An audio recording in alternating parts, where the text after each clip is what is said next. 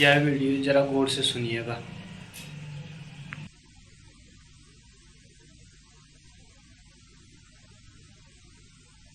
दरिया हरि कृपा करी बिरहा दिया पठाए, ये बिरहा मेरे साधको सोता लिया जगाए।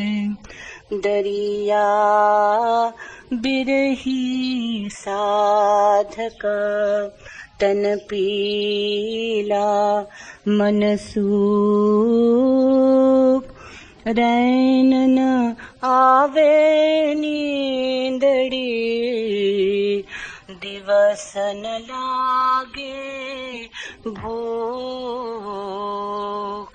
बिरहिनी पियो के कारणे ढूंढत बन खंड जाय, निस बीती पियो ना मिला, सरद रही लिपटाय। बिरहिनी का घर बिरह में ता घटलो हो नमास, अपने साहब कारणे शिष के सांसों सांस।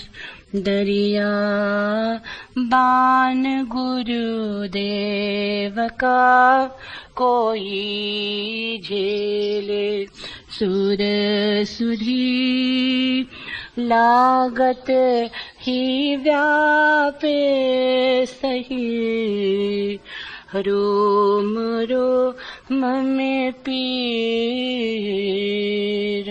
साध सुर का एक अंग मनान भावे जूट, साधन छांडे राम को रन में फिरे न पूट।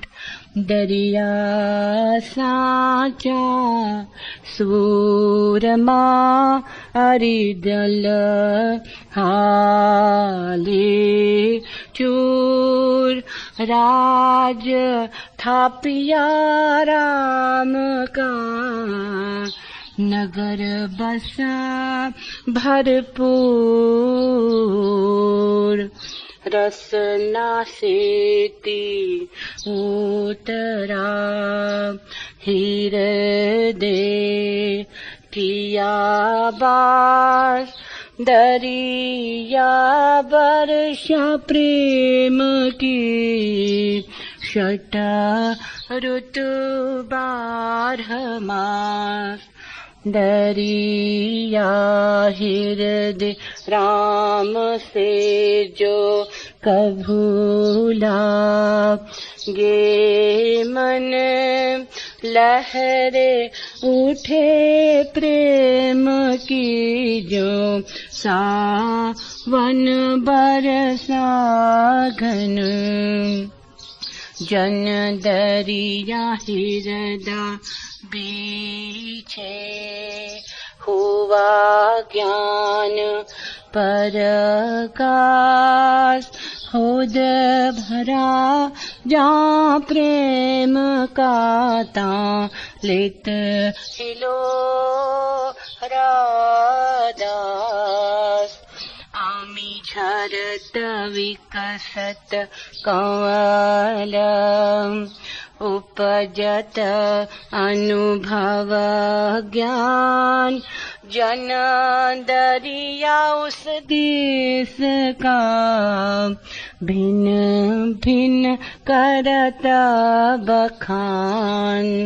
कंचन कागिर देख कर लोभी भया उदास जन दरिया ठागे बनी जल पूरी मन की आस मीठे राजे लोग सब मीठे उपज रोग निर्गुण कड़वा नीम सा दरिया दुर्लभ जोग।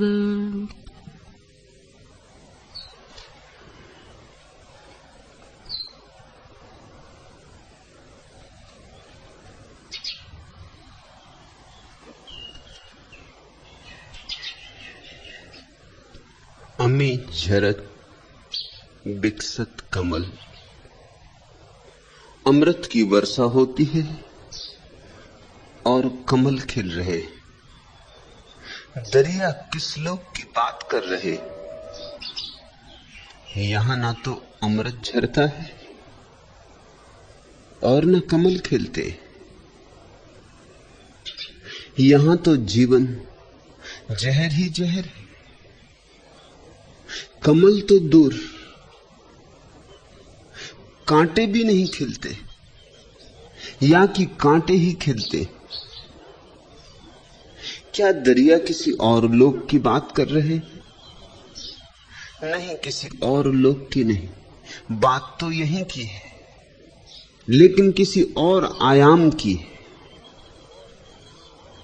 10 दिशाएं तो तुमने सुनी, एक और भी दिशा है, 11वीं दिशा। 10 दिशाएं बाहर है, 11वीं दिशा भीतर है। एक आकाश तो तुमने देखा है, एक और आकाश है अनदेखा। जो देखा वह बाहर है, जो अभी देखने को है भीतर है। उस 11वीं दिशा में, उस अंतर आकाश में अमृत झर रहा है, अभी झर रहा है। कमल खिल रहे, अभी खिल रहे, लेकिन तुम हो कि उस तरफ पीठ किए बैठे हो। तुम्हारी आंखें दूर अटकी और तुम पास के प्रति अंधे हो गए हो। बाहर जो है वह तो आकर्षित कर रहा है, और जिसके तुम मालिक हो, जो तुम हो, जो सदा से तुम्हारा है और सदा तुम्हारा रहेगा, उसके प्रति बिल्कुल उपेक्षा कर ली। शायद इसीलिए कि जो मिला ही है, जो अपना ही है, उसे भूल जाने की वृत्ति होती। जो हमारे पास नहीं है, जिसका अभाव है, उसे पाने की आकांक्षा जगती। जो है, जिसका भाव है, उसे धीरे धीरे हम विस्मृत कर देते, उसकी याद ही नहीं आती। जैसे दांत टूट जाए ना तुम्हारा कोई, तो जीभ वहीं वहीं जाती है। कल तक दांत था और जीभ कभी वहां ना गई थी।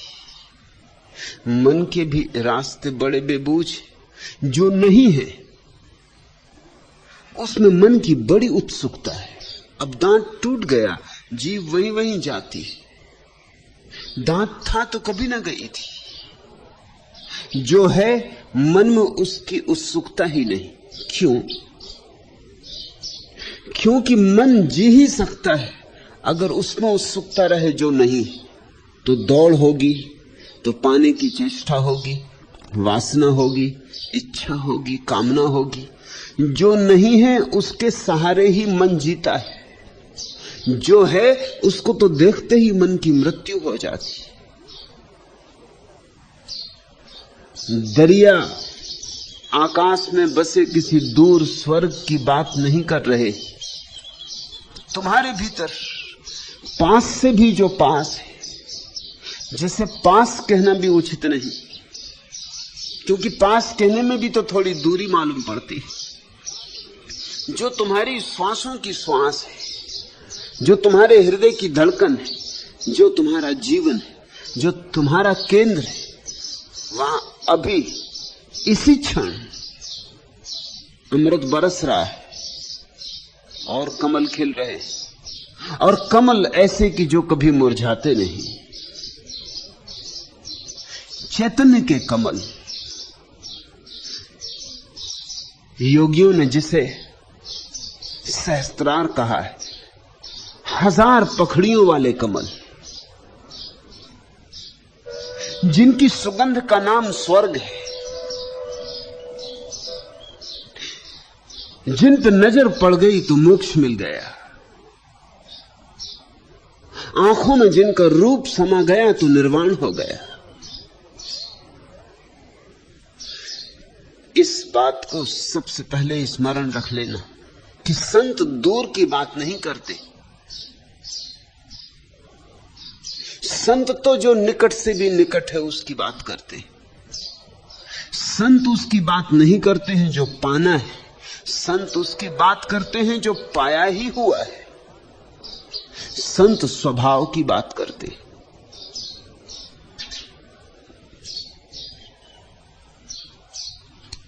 उड़ चला इस सांध्य नभ में मन विहग तज निज बसेरा। क्यों चला, किस दिशा चला, किसने उसे यूं आज टेरा। क्यों हुए सहसा स्फुरित अति शिथिल संसलत पंख उसके। क्या हुए हैं उदित नभ में चंद्रमा अकलंक उसके। विकुल आतुर सा उड़ा है मन विहंगम आज मेरा। शून्य का आतुर निमंत्रण आज उसको मिल गया है। क्षितिज की विस्तीर्णता का पवन अंचल हिल गया है। प्राण पंछी ने गगन में ललक कौतूहल बिखेरा। स्वनित उड्डयन ध्वनित गति जनित अनद नाद से यह दिग दिगंत आकाश वक्ष स्थल रहा है गूंज अहरह। ऊर्ध्व गति ने ध्यान मग्न गीत यति को आन घेरा। उड़ चला इस सांध्य नभ में मन विहग तन निज बसेरा। पुकार सुनाई पड़ जाए एक बार तुम्हें उसकी जो तुम्हारे भीतर है, तो तुम उड़ चलो, तो तुम पंख फैला दो। तुम्हें एक बार कोई याद दिला दे उसकी जो तुम्हारी संपदा है, तुम्हारा साम्राज्य। तुम्हें कोई एक झलक दिखा दे उसकी, जरा सा झरोखा खुल जाए और एक बार तुम देख लो अपने भीतर के सूरज को उगते हुए, फिर तुम्हारे जीवन में क्रांति घटित हो जाएगी। फिर तुम बाहर के कूड़ा करकट के पीछे दौड़ोगे नहीं और ना ही इकट्ठे करते रहोगे ठीक रहे। जिसे अमृत मिल जाए, मरण धर्म में उसकी उत्सुकता अपने आप समाप्त हो जाती है। जिसे भीतर की मालकियत मिल जाए, उसे सारे दुनिया का चक्रवर्ती सम्राट होना भी फीका हो जाता है। पर पुकार सुननी है और पुकार भी आ रही है, मगर तुम हो कि वज्र बधिर बने बैठे हो। दरिया कहते हैं, दरिया हरि कृपा करी विरहा दिया पठाए। यह विरहा मेरे साधु को सोता लिया जगाए। प्रभु ने कृपा की है, दरिया कहते हैं, कि मेरे भीतर बैठी हुई आग को उकसा दिया, कि मेरे अंगारे पर से राख झाड़ दी, कि मेरे भीतर विरह की अग्नि जगा दी, कि मेरे भीतर प्यास को उकसा दिया। क्या तुम सोचते हो कि हरि किसी पर कृपा करता और किसी पर नहीं करता? क्या तुम सोचते हो भगवत कृपा किसी को मिलती और किसी को नहीं मिलती? भगवत कृपा तो बेशर्त सब पर बरसती है। उस तरफ से तो कोई भेदभाव नहीं, लेकिन कोई उसे स्वीकार कर लेता है और कोई उसे इनकार कर देता है। वर्षा तो होती है पहाड़ों पर भी और झीलों में भी, लेकिन झीलें भर जाती हैं और पहाड़ खाली के खाली रह जाते। वर्षा तो होती है पत्थरों पर भी और जमीन पर भी, लेकिन जमीन में बीज फूट जाते, हरियाली आ जाती, पत्थर वैसे के वैसे रूखे के रूखे रह जाते। पहाड़ पर वर्षा होती, पहाड़ चूक जाते, क्योंकि पहाड़ खुद अपने से भरे, उनकी बड़ी अस्मिता है, बड़ा अहंकार है। झीलें भर जाती हैं क्योंकि झीलें खाली, शून्य, उनके द्वार खोले। झीलों ने स्वागत करने की कला सीखी, बंधनवार बांधे, आओ। बादल तो बरसते हैं बेशर्त, लेकिन कहीं फूल खिल जाते हैं, कहीं पत्थर ही पड़े रह जाते। ऐसा ही परमात्मा की कृपा भी अलग अलग नहीं है। मुझ पर भी उतनी बरसती है जितनी तुम पर, दरिया पर भी उतनी ही बरसी है जितनी किसी और पर, लेकिन दरिया ने द्वार खोले हृदय के, अंगीकार किया। दरिया ने इंकारा नहीं। इस अंगीकार करने का नाम ही आस्था है, इस स्वागत का नाम ही श्रद्धा है। अपने भीतर द्वार पर दस्तक देते सूरज को बुला लेने का नाम ही भक्ति है। और भगवान प्रतिपल द्वार पर दस्तक दे रहा है। दरिया हरी कृपा करी, विरह दिया बिठा है, भेज दी विरह की खबर, पुकार दे दी। कहना चाहिए पुकार सुन ली, लेकिन भक्त तो ऐसा ही कहेगा। उस कहने में भी राज है कि परमात्मा ने कृपा की, क्योंकि भक्त की ये मान्यता है, और मान्यता ही नहीं, ये जीवन का परम सत्य भी है कि हमारे किए कुछ भी नहीं होता, जो होता है उसके किए होता है। हम तो अगर इतना ही करने में सफल हो जाएं कि बाधा ना दें तो बस बहुत। वर्षा तो उसकी तरफ से होती है, हम अपने पात्र को उल्टा ना रखें, इतना ही बहुत। हम अपने पात्र को सीधा रख लें, वर्षा तो उसकी ही तरफ से होती। पात्र के सीधे होने से वर्षा नहीं होती, वर्षा तो हो ही रही थी, लेकिन पात्र सीधा हो तो भर जाता है, तो भरपूर हो जाता है। भक्त का अनुभव है कि मनुष्य के प्रयास से नहीं मिलता परमात्मा, प्रसाद से मिलता है, उसकी ही अनुकंपा से मिलता है। हमारे प्रयास भी तो छोटे छोटे, हमारे हाथ ही इतने छोटे, हम चांद तारों को नहीं छू पाएंगे तो हम परमात्मा को कैसे छू पाएंगे? हमारी मुट्ठी में समाएगा क्या? विराट पर हम मुट्ठी कैसे बांधेंगे? और हमारे इस छोटे से हृदय में हम इस अनंत आकाश को कैसे आमंत्रित करेंगे? नहीं, उसकी कृपा होगी तो ही ये चमत्कार घटित होगा। उसकी कृपा होगी तो बूंद में सागर भी समा जाएगा। दरिया हरी कृपा करी, विरहा दिया पठाए। कहते हैं तुमने ही पुकारा होगा, इसलिए मैं तुम्हें खोजने निकल पड़ा। ये भक्तों का सदियों सदियों का अनुभव है। तुम थोड़ी परमात्मा को खोजते हो, परमात्मा तुम्हें खोजता है। परमात्मा तुम्हें टटोल रहा है। परमात्मा अलग अलग विधियों से तुम्हारी तरफ निमंत्रण भेज रहा है, प्रेम पातियां लिख रहा है। लेकिन तुम न प्रेम पातियां पढ़ते हो, तुम भाषा ही भूल गए जिससे उसकी प्रेम पाती पढ़ी जा सके। उस प्रेम की पाती को पढ़ने की भाषा भी तो प्रेम है। तुम प्रेम ही भूल गए। वो द्वार पे दस्तक देता है, तुम्हें सुनाई नहीं पड़ता, क्योंकि उसकी दस्तक शोरगुल नहीं है, शून्य है। वह तुम्हारे हृदय को छूता है, लेकिन तुम्हारी समझ में नहीं आता, क्यों? उसका छूना स्थूल नहीं, सूक्ष्म। वो बवंडर की तरह नहीं आता, शोरगुल मचाता नहीं आता, कानों में फुसफुसाता है, गुफ्तगू करता है। और तुम्हारे सर में इतना शोरगुल है कि कैसे तुम्हें उसकी गुफ्तगू सुनाई पड़े। तुम्हारे भीतर बाजार भरा है, मेला लगा है, तुम्हारा मन क्या है, कुंभ का मेला है। शोरगुल और उपद्रव है, भीड़ भाड़ है, वहां उसकी धीमी सी आवाज कहां खो जाएगी पता भी नहीं चलेगा। लेकिन जिस दिन भी तुम्हें समझ में आएगी बात, उस दिन तुम्हें यह भी ख्याल में आएगा वह तो सदियों से खोज रहा था, हमने ही अनसुना किया। अभाग्य हम, दुर्भाग्य हमारा। वह तो कब से आने को आतुर था, हमने उसे बुलाया ही नहीं। वह तो कब से द्वार पर खड़ा था, हमने द्वार ही न खोले।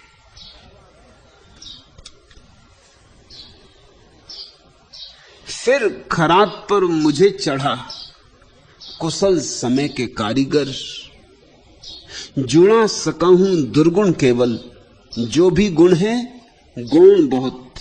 मैं न सरल सीधी रेखा सा, बाकी मुझ में कौन बहुत। मैं त्रुटियों का त्रिभुज मुझे सीधा साधा आयत कर। मैं विकृत बैडोल खुरदरा, निश्चित कुछ आकार नहीं। मैं वह धातु की जिस पर शिल्पी का रचना संस्कार नहीं। आकृति दे अभिरूपकार, मूर्ति बने अनगढ़ पत्थर। बाहर उजले देवपीठ पर, भीतर भीतर तय खाने। आदि पुरुष सोया है जिसमें, कुंठाएं रख सिरहाने। मन की गुह गुहाओं में कोई नन्हा दीपक धर। उससे ही कहना होगा, मन की गुह गुहाओं में कोई नन्हा दीपक धर। फिर खरात पर मुझे चढ़ा कुशल समय के कारीगर। आकृति दे अभिरूपकार, मूर्ति बने अनगढ़ पत्थर। हम तो अनगढ़ पत्थर हैं। छेनी चाहिए, हथौड़ी चाहिए, कोई कुशल कारीगर चाहिए कि गढ़े। और कारीगर भी है, मगर हम टूटने को राजी नहीं। जरा सा हमसे छीना जाए तो हम और जोर से पकड़ लेते। छेनी देखकर तो हम भाग जाते, हथौड़ी से तो हम बचते। हम तो चाहते हैं सांत्वनाएं, सत्य नहीं। दरिया कहते हैं मीठे रांचे लोग सब। मीठा मीठा तो सभी को रुचता है। मीठा यानी सांत्वना, अच्छी अच्छी बातें तुम्हारे अहंकार को आभूषण दें, तुम्हें सुंदर परिधान दें, तुम्हारी कुरूपता को ढांके, तुम्हारे घावों पर फूल रख दें। मीठे रांचे लोग सब, मीठे उपजे रोग। लेकिन इसी सांत्वना, इसी मिठास की खोज से तुम्हारे भीतर सारे रोग पैदा हो रहे हैं। निर्गुण कड़वा नीम सा, दरिया दुर्लभ जोग। और जो उस निर्गुण को पाना चाहते, उन्हें तो नीम पीने की तैयारी करनी होगी। निर्गुण कड़वा नीम सा, दरिया दुर्लभ जोग। और इसीलिए तो बहुत कठिन है योग, बहुत कठिन है संयोग।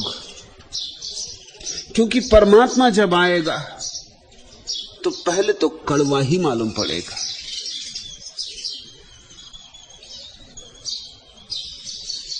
लेकिन वही नीम की कड़वाहट तुम्हारे भीतर की सारी अशुद्धियों को बहा ले जाएगी, तुम्हें निर्मल करेगी, निर्दोष करेगी। सद्गुरु जब मिलेगा तो खड़क की धार की तरह मालूम होगा। उसकी तलवार तुम्हारी गर्दन पर पड़ेगी। कबीर कहते, कबीरा खड़ा बाजार में लिए लुकाठी हाथ, जो घर बारे अपना चले हमारे साथ। हिम्मत होनी चाहिए घर को जला देने की। कौन सा घर? वो जो तुमने मन का घर बना लिया है, वासनाओं का, आकांक्षाओं का, अभीप्साओं का।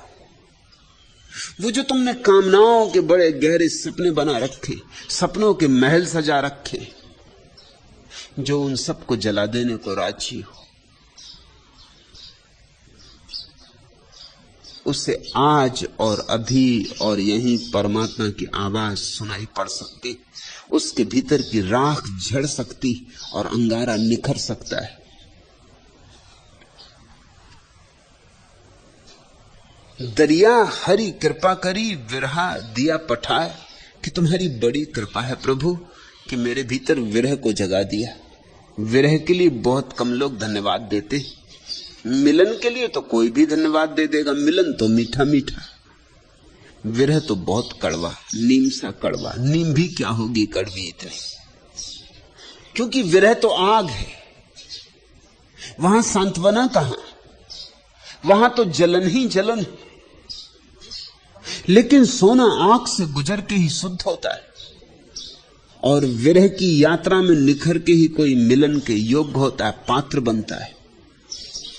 यह विरहा मेरे साध को सोता लिया जगाए।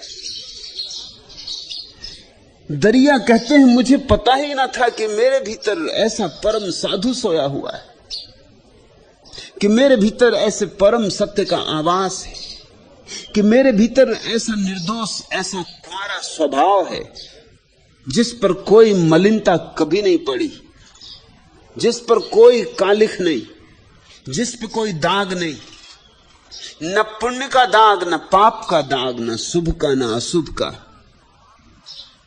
जो सब तरफ से अस्पर्शित है। मेरे उस साधु को तुमने जगा दिया, एक जरा सी पुकार देकर, विरह को उकसाकर, मेरे भीतर के परम कुंवारेपन को मुझे फिर से भेंट दे दिया। दिया ही हुआ था, मगर मैं अंधा कि कभी लौट कर न देखा, मैं बहरा कि कभी सुना नहीं, मैं मूढ़ कि कभी अपने भीतर न टटोला।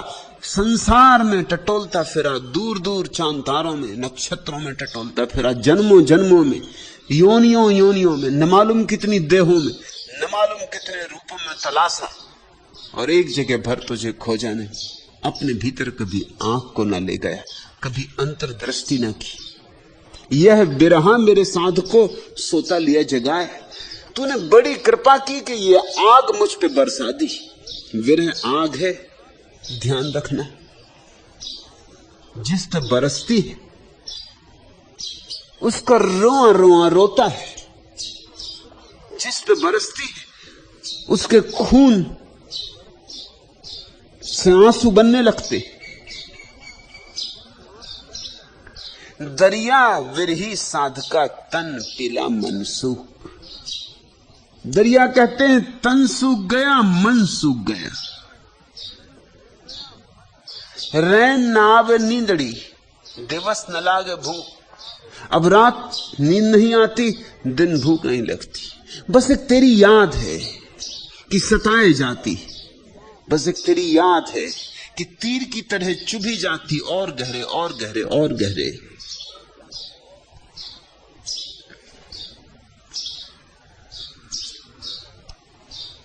टूट मत मेरे हृदय, मुख न हो मेरे मलिन और थोड़े दिन।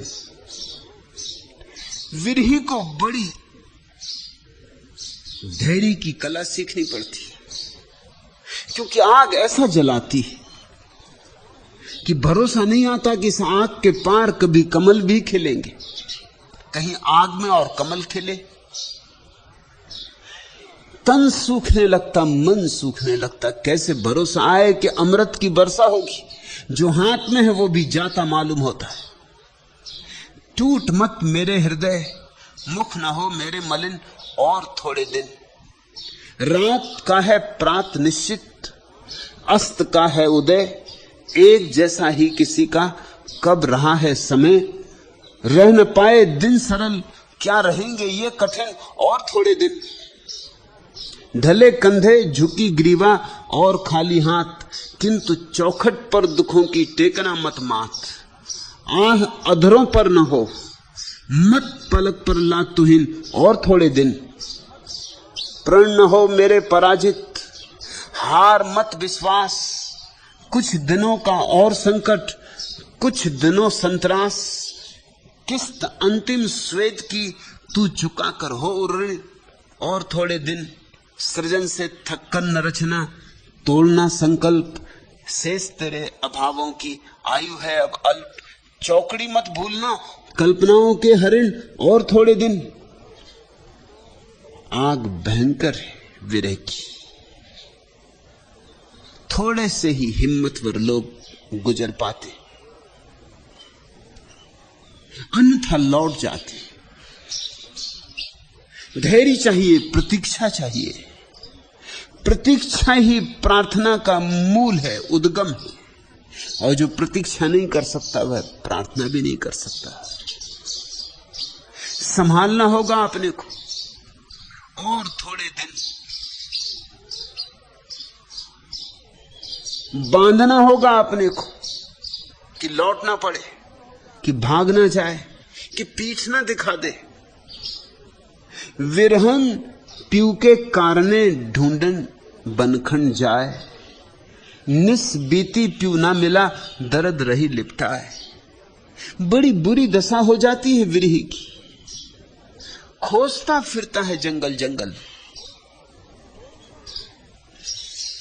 निस बीती पीऊ ना मिला, और रात बीत चली और प्यारा मिला नहीं। फिर कोई और उपाय न देखकर दर्द से ही लिपट कर सो जाती। दर्द रही लिपटाए। विरह के पास और है भी क्या? परमात्मा पता नहीं कब मिलेगा। जगा गया एक अभीप्सा को। अब अभीप्सा ही है जिसको छाती से लगा के भक्त जीता है। यही उसकी परीक्षा है। इस परीक्षा से जो नहीं उतरता वह कभी उस दूसरे किनारे तक न पहुंचा है, न पहुंच सकता है। भक्त बहुत भावों से गुजरता है, स्वभावता है। कई बार लगता है ये कैसा दुर्दिन आ गया, ये मैं किस झंझट में पड़ गया। सब ठीक ठाक चलता था, ये किन आंसुओं से जीवन घिर गया। सब भला चंगा था, ये किस रुदन ने पकड़ लिया कि रुकता ही नहीं। हृदय है कि ऊंडला ही जाता है, और रोआ रोआ है कि कपरा है। और पता नहीं परमात्मा है भी या नहीं। पता नहीं मैं किसी कल्पना के जाल में तो नहीं उलझ गया हूं। सारी शंकाएं उठती हैं, कुशंकाएं उठती। भक्त कभी नाराज भी हो जाता परमात्मा पर कि ये भी दिया तो क्या दिया है। मांगे तो फूल कांटे दिए, मांगी थी सुबह सांझ दी, मांगा था अमृत जहर दे दिया। तुम चाहे दानी बन जाओ, मुझे अयाचक ही रहने दो। प्रिय है मेरा मान मुझे तो, प्यासा मरा न मांगा पानी। तन से राजकुमारी होकर सन्यासिन बन गई जवानी। स्वांति बनो तुम, चाहे मुझको प्यासा चातक ही रहने दो। जब भी करे निवेदन तृष्णा, अधरों पर रख दो अंगारा। कत्ल करा दो स्वप्न तृप्ति के, निर्वासित कर मन बंजारा। तुम हिम बन जाओ मुझको, धुंधबाती पावक ही रहने दो। रूप कुबेर कमी क्या तुमको, जी भर छवि के कोस लुटाओ। मेरा अलगोजा गरीब है, वीणा से फेरे न फेराओ। स्वर साम्राज्य संभालो मुझको, विस्मृत गायक ही रहने दो। बहुत बार मान उठा था, अभिमान उठा था। भक्त कहता छोड़ो भी मुझे प्यासा ही रहने दो। नहीं चाहिए तुम्हारी स्वाति की बूंद। तुम चाहे दानी बन जाओ, मुझे अयाचक ही रहने दो। मांगा कब सा, मैंने तुम्हें पुकारा कब था, तुम्ही ने पुकारा। तुम्हें दानी बनने का मजा है, तो बन जाओ दानी, मगर मुझे तो भिखारी ना बनाओ।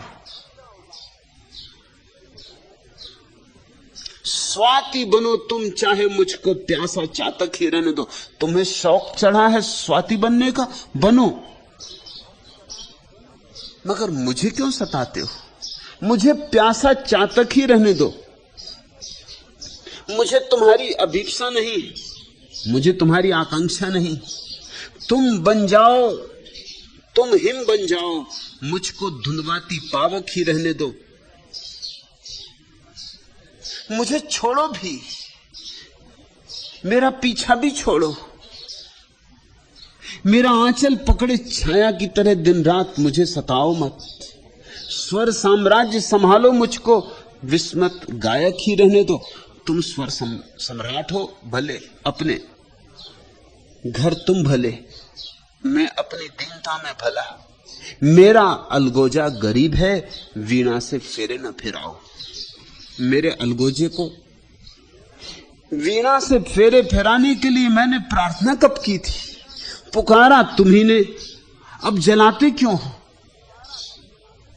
बहुत बार भक्त विरह की अग्नि में शंकाएं करता, कुशंकाएं करता, नाराज भी हो जाता, रूठ भी जाता, पीठ भी फेर लेता, मगर उपाय नहीं।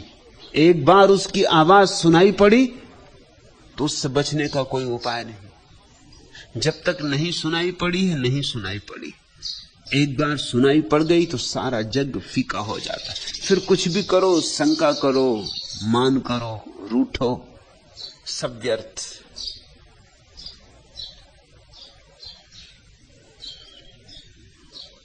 विरहन पीऊ के कारणे ढूंढन बनखंड जाए। निस बीती पीऊ ना मिला, दर्द रही लिपटाए। और पीड़ा बड़ी सघन है भक्त की, विरही की। वृक्षों में फूल खिलते हैं और भीतर फूलों का कोई पता नहीं, कांटे ही कांटे। आकाश में बादल घिरते हैं, सावन आ जाता है, और भीतर मरुस्थल, न वर्षा न बादल न सावन।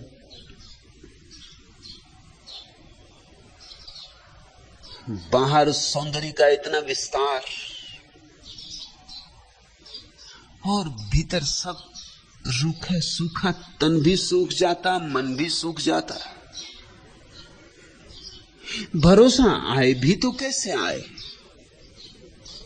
ये घटाएं जामनी है, तुम नहीं हो। आह क्या कादम्बिनी है, तुम नहीं हो। बूंद के घुंघरू बजाकर हंस रही है, बूंद के घुंघरू बजाकर हंस रही है। ऋतु बड़ी अनुरागनी है, तुम नहीं हो। बादलों की बाहुओं में इसलत पड़ी है, समर्पित सौदामनी है, तुम नहीं हो। भीग कर भी मैं सुलगता जा रहा हूं, बूंद पावक में सनी है, तुम नहीं हो। बिन तुम्हारे साध मेरी साध्वी सी, सांस हर सन्यासिनी है, तुम नहीं हो। गुदगुदी से अश्रु तक लाई मुझे यह वेदना सतरंगनी है, तुम नहीं हो। प्यार ही अपराध मुझ पर आजकल तो उठ रही हर तर्जनी है, तुम नहीं हो। भीग कर भी मैं सुलगता जा रहा हूं, बूंद पावक में सनी है, तुम नहीं हो। सब सौंदर्य सारे जगत का, सारा काव्य, सारा संगीत एकदम व्यर्थ हो जाता उसकी पुकार सुनते ही। जैसे हीरा देख लिया हो तो अब कंकड़ पत्थरों में मन रमे तो कैसे रमे। और तुम लाख भुलाना चाहो कि हीरे को नहीं देखा है तो भी कैसे भुलाओगे। जीवन का एक शाश्वत नियम है, जो जान लिया उसे अनजाना नहीं किया जा सकता।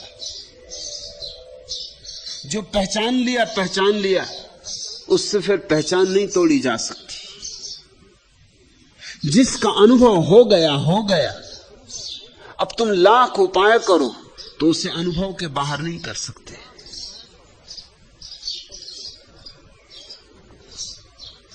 विरहन का घर विरह में, ताघट लोहू न मांस, अपने साहबकार ने सिसके सांसों सांस।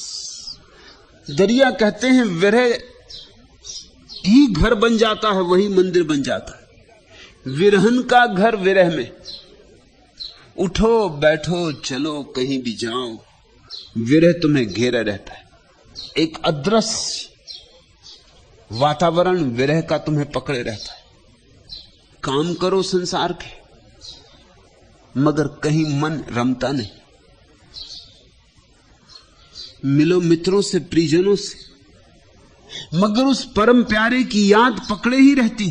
कोई परिजन मन को अब उलझा नहीं पाता। कितना ही प्यारा संगीत सुनो, उसकी आवाज के सामने सब फीका हो गया है।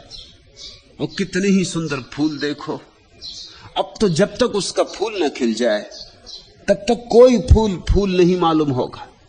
विरहन का घर विरह में, ताघट लोहू न मास।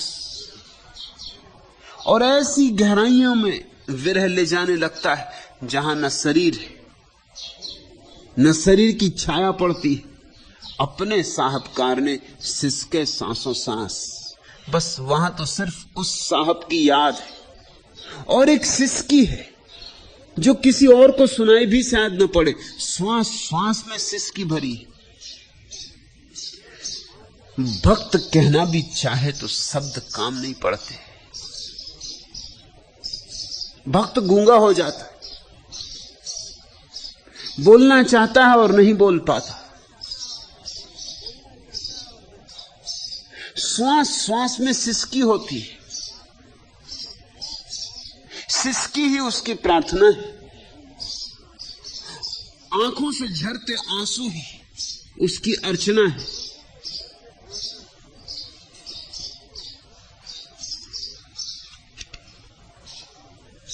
महक रहा ऋतु का श्रृंगार, जैसे पहला पहला प्यार।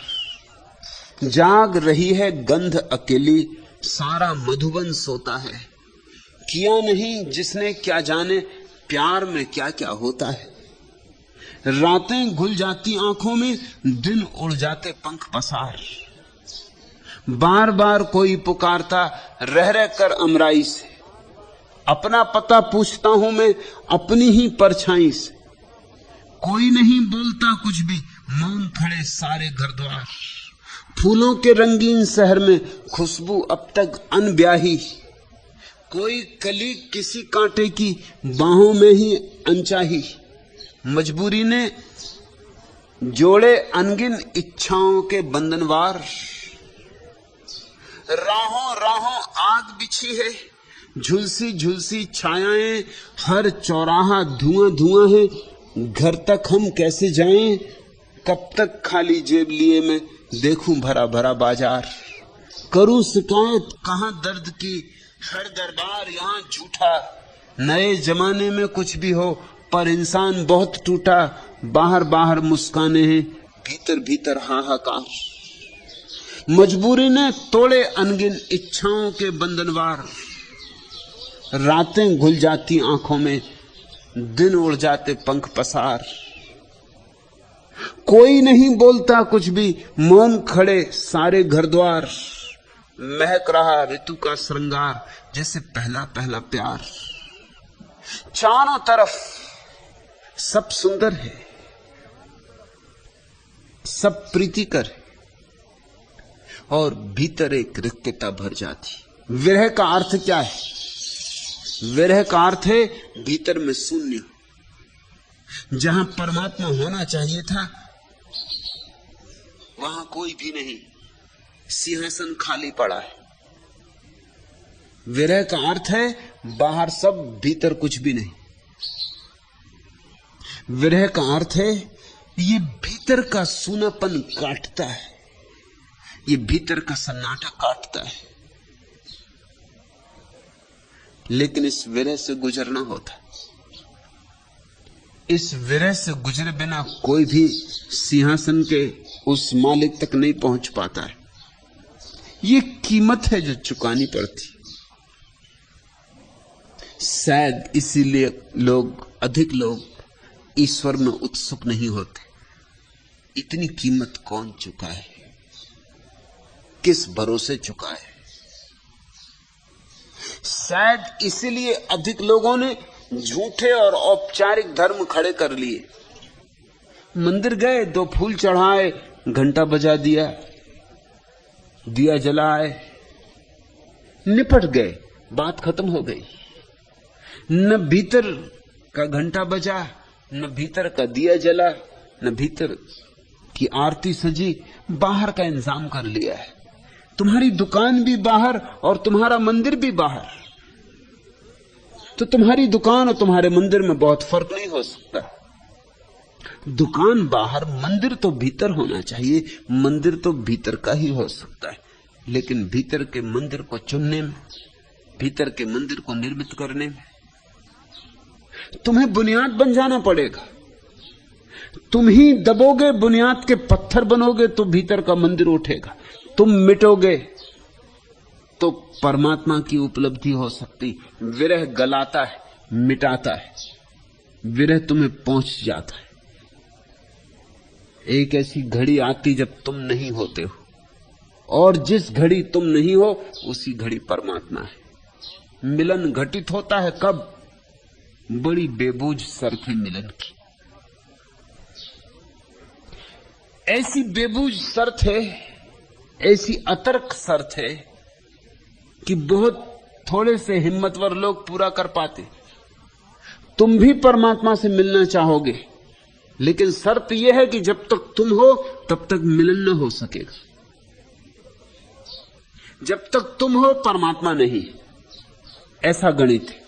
और जब तुम नहीं होगे तब परमात्मा है। कौन इस शर्त को पूरा करे? कौन जुआरी इतना बड़ा दांव लगाए? किस गारंटी पर? क्या पक्का है कि मैं मिट जाऊंगा तो परमात्मा मिलेगा ही? सिवाय इसके कि दरिया जैसे मिटने वाले लोगों ने कहा है कि मिलता है, मगर कौन जाने दरिया सच कहते हो, सच न कहते हो, भ्रांति में पड़ गए हो, या कोई षड्यंत्र हो पीछे इन सारी बातों के, कोई बड़ा जाल हो लोगों को उलझाए रखने का। कैसे भरोसा है? एक ही उपाय है कि किसी ऐसे व्यक्ति से मिलना हो जाए जो मिट गया है और मिट के हो गया है, मिट के पूर्ण हो गया है, जिसने शून्य को जाना है और शून्य में उतरते हुए पूर्ण को पहचाना है, जिसके भीतर मैं तो नहीं बचा और अब तू ही विराजमान हो गया है, जिसके भीतर भगवत्ता बोलती, ऐसे किसी व्यक्ति से जीवंत मिलन हो जाए, उसके चरणों में बैठने का सौभाग्य मिल जाए, उसके सन्नाटे को समझने का अवसर मिल जाए, उसकी आंखों में आंखें डालने की शुभ घड़ी आ जाए, ऐसा कोई मुहूर्त बने, तो कुछ बात हो, तो भरोसा आए, तो श्रद्धा जगे। सत्संग के बिना श्रद्धा नहीं जगती, और सद्गुरु के बिना ये भरोसा आ ही नहीं सकता कि तुम इतनी हिम्मत जुटा सको कि अपने को मिटाऊं और परमात्मा को पाऊं।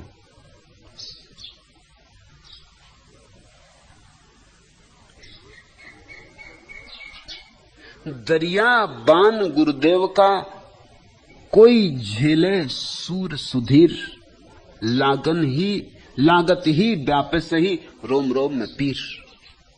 इसलिए दरिया कहते हैं ये बात समझ में ना आएगी, ये विरह की हिम्मत तुम ना जुटा पाओगे। ये तो तभी जुटा पाओगे जब दरिया बान गुरुदेव का, जब किसी सदगुरु का बाण तुम्हारे हृदय में लग जाएगा। कोई झेले सूर सुधीर, दो शब्द प्रयोग किए, सूर और सुधीर। सूर भी हैं लोग, हिम्मतवर भी लोग हैं, बहादुर भी लोग हैं, मगर उतने से काफी नहीं। मरने मारने को तैयार है, मगर सूझबूझ बिल्कुल नहीं। साहसी है, मगर समझ नहीं, तो भी नहीं होगा। और ऐसा भी है कि बहुत लोग हैं जो बड़े समझदार हैं, मगर साहसी नहीं। तो उनकी समझ के कारण वो और भी कायर हो जाते, उनकी समझदारी के कारण वो एक कदम भी अज्ञात में नहीं उठा पाते, उनकी समझदारी उनको और जकड़ देती किनारे से, नाव ही नहीं खोल पाते सागर में। इतना विराट सागर, ऐसी उतंग लहरें, ऐसी छोटी सी नाव कोई समझदार खोलेगा?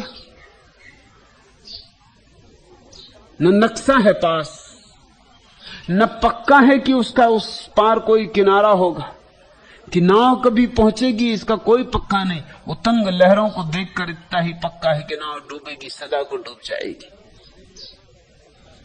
समझदार साहसी नहीं होते, साहसी समझदार नहीं होते। अक्सर इसलिए साहसी होते हैं कि समझदार नहीं। समझदार नहीं है इसलिए उतर जाते हैं कहीं भी, जूझ जाते हैं किसी भी चीज से। इसलिए तो सैनिकों को शिक्षण देते समय उनकी समझ नष्ट करनी पड़ती, नहीं तो वो जूझ नहीं पाएंगे युद्ध में। अगर समझदार होंगे तो जूझ नहीं पाएंगे। समझदारी हजार बाधाएं खड़ी करेगी। इसलिए सारे सैन्य शिक्षण में एक ही खास मुद्दा ध्यान में रखा जाता है कि तुम्हारी समझ को खत्म किया जाए। बाएं घूम दाएं घूम, बाएं घूम दाएं घूम, सुबह से शाम तक चलता रहता। न बाएं घूमने में कोई मतलब है, न दाएं घूमने में कोई मतलब है। तुम ये नहीं पूछ सकते कि इसका मतलब क्या है। बाएं घूमने से क्या होगा? एक दार्शनिक भर्ती हुआ सेना में, महायुद्ध में सभी लोग भर्ती हो रहे थे, वो भी भर्ती हो गया। देश को जरूरत थी सैनिकों की, और जब उसके कप्तान ने कहा बाएं घूम, तो सारे लोग तो बाएं घूम गए, वो अपनी जगह खड़ा रहा।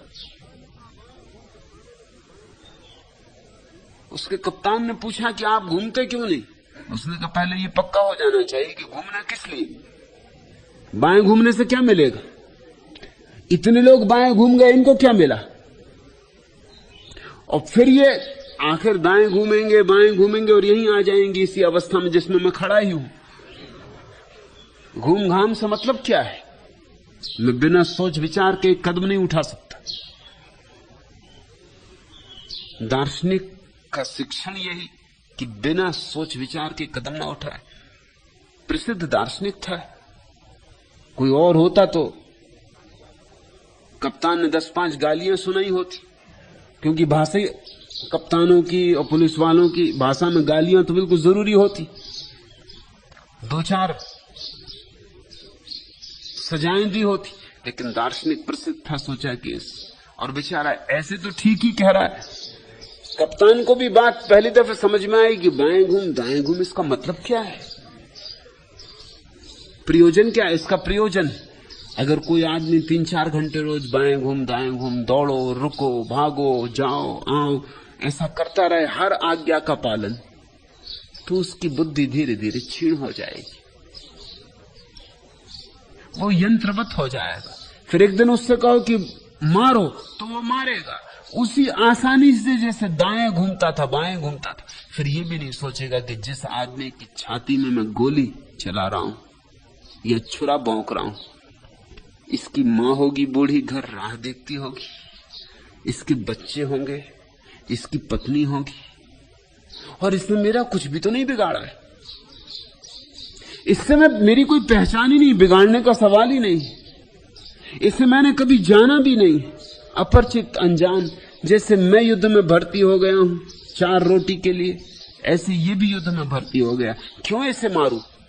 ये दार्शनिक जो बाएं नहीं घूम रहा है, ये गोली भी नहीं चलाएगा। जब आज्ञा होगी कि चलाओ गोली, तो पूछेगा क्यों? गोली चलाने से क्या सार? और इस बेचारे ने बिगाड़ा क्या है? इससे मेरा कोई झगड़ा भी नहीं, इससे मेरी पहचान ही नहीं, झगड़े का सवाल ही नहीं उठता। सोच के कप्तान ने कि आदमी तो अच्छा है, भला है, भर्ती हो गया, अब इसको निकालना भी ठीक नहीं, कोई और काम दे देना चाहिए। तो चौके में काम दे दिया, छोटा काम जो कर सके, मटर के दाने बड़े एक तरफ कर, छोटे एक तरफ कर। घंटे भर बाद जब कप्तान आया तो दार्शनिक वैसा ही बैठा हुआ था। तुमने अगर रोदिन की चित्र देखा हो, मूर्ति, रोदिन की प्रसिद्ध मूर्ति है विचारक, ऐसा ठुड्डी से हाथ लगाए हुए एक विचारक बैठा हुआ, उसी ठीक मुद्रा में दार्शनिक बैठा हुआ था। दाने जैसे थे मटर के वैसे रखे थे, एक दाना भी यहां से वहां नहीं हटाया गया था। कप्तान ने पूछा कि महाराज इतना तो कम से कम करो। उसने कहा कि पहले सब बात साफ हो जानी चाहिए। तुमने कहा बड़े एक तरफ करो, छोटे एक तरफ करो, मझोल कहां जाएं? और मैं कदम नहीं उठाता जब तक कि सब साफ ना हो, स्पष्ट ना हो। इतना समझदारी होगी तो तुम अनंत सागर में अपनी नाव न छोड़ सकोगे। इसलिए सैनिकों की बुद्धि नष्ट कर देनी होती, फिर वो यंत्रवत जूझ जाते, कट जाते हैं, काट देते हैं। अब जिस आदमी ने हिरोशिमा पर एटम बम गिराया, 1,00,000 आदमी 5 मिनट में जल कर राख हो जाएंगे, अगर जरा भी सोचता तो क्या गिरा पाता? तो ज्यादा से ज्यादा यही हो सकता था कि जाके कह देता कि मैं नहीं गिरा सकता हूं, चाहो तो मुझे गोली मार दो। ये ज्यादा उचित होता। एक आदमी मर जाऊंगा, क्या हर्ज है। लेकिन 1,00,000 आदमियों को 5 मिनट में अकारण मार डालूं, जिनका कोई भी कसूर नहीं।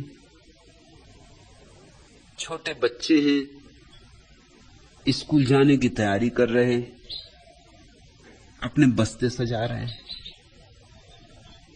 पत्नियां घर में भोजन बना रही, लोग दफ्तर काम के लिए जा रहे हैं। इन निहत्थे लोगों पर, जो सैनिक भी नहीं है, नागरिक हैं, जिनका कोई हाथ युद्ध में नहीं, इन पर एटम बम गिराऊं? लेकिन नहीं, ये सवाल ही नहीं उठा। वो जो बाएं घूम दाएं घूम का शिक्षण है, वो सवालों को नष्ट कर देता है, वो एक अंधापन पैदा कर देता है। उसने तो बम गिरा दिया।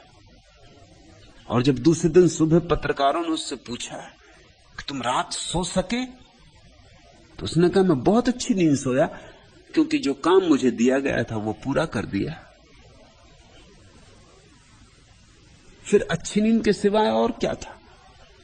अपनी जो मेरा कर्तव्य था वो पूरा कराया। बहुत गहरी नींद सोया। 1,00,000 आदमी जल के राख होते रहे और उनके ऊपर बम गिराने वाला आदमी रात गहरी नींद सो सका। जरूर बुद्धि बिल्कुल पहुंचती गई होगी,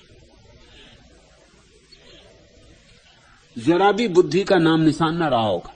तो एक तरफ बुद्धिमान लोग हैं, उनमें साहस नहीं, और एक तरफ साहसी लोग हैं, उनमें बुद्धि नहीं। इनमें से दोनों में से कोई भी परमात्मा तक नहीं पहुंच सकता। इसलिए दरिया ने बड़ी ठीक बात कही, कोई सूर सुधीर, साहसी और अति बुद्धिमान सुधीर।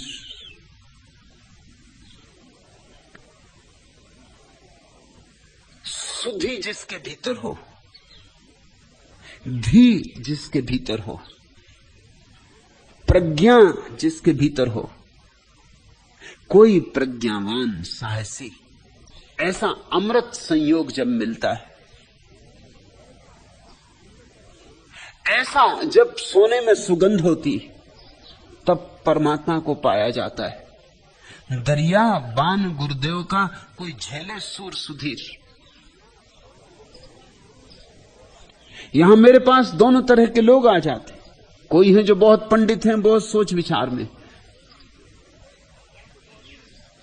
वे भी बाण को नहीं झेल पाते। उनके बीच इतने शास्त्र हैं कि बाण शास्त्रों में ही छिद जाता, उनके हृदय तक नहीं पहुंच पाता।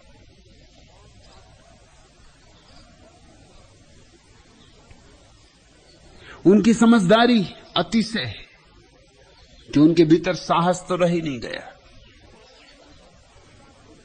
साहसी आ जाते तो भी मेरी बात गलत समझते, क्योंकि साहसी मेरी बात सुन के ही मैं स्वतंत्रता की बात करता हूं, वह स्वच्छंदता की बात समझ लेता है। उसके पास बुद्धि नहीं। मैं प्रेम की बात करता हूं, वह काम की बात समझ लेता, उसके पास बुद्धि नहीं।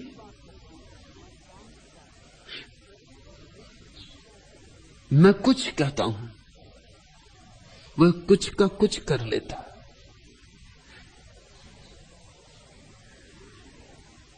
सद्गुरु का बाण तो केवल वे ही झेल सकते हैं जिनमें दोनों बातें हो, साहस हो, सुबुद्धि हो।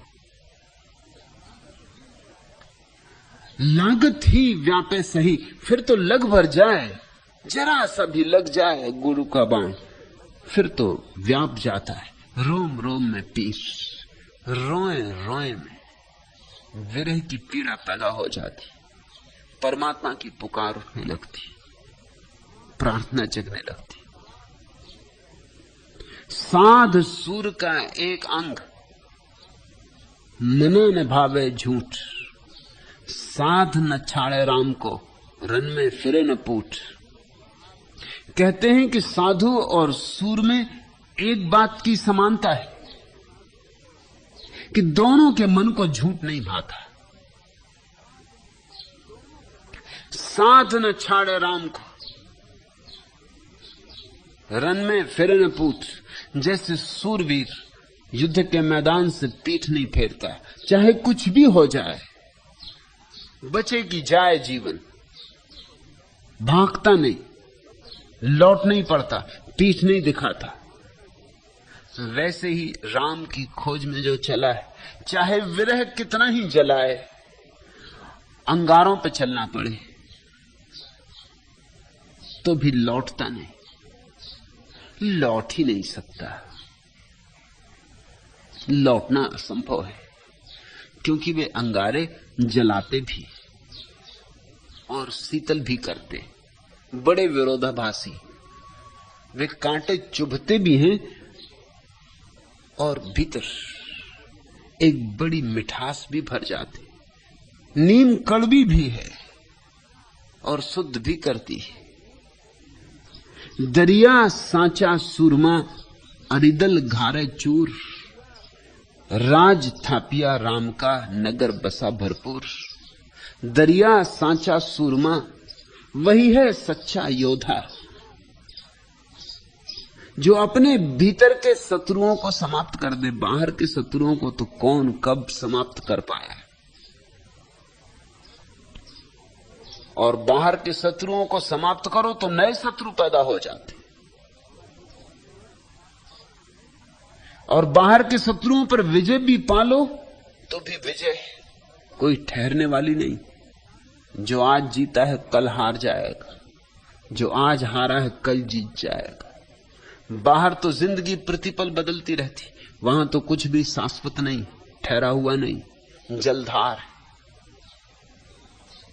लेकिन भीतर एक युद्ध है और भीतर के योद्धा बनना है। वहां शत्रु है, असली शत्रु वहां है। क्रोध है, काम है, लोभ है, मोह है, हजार शत्रु।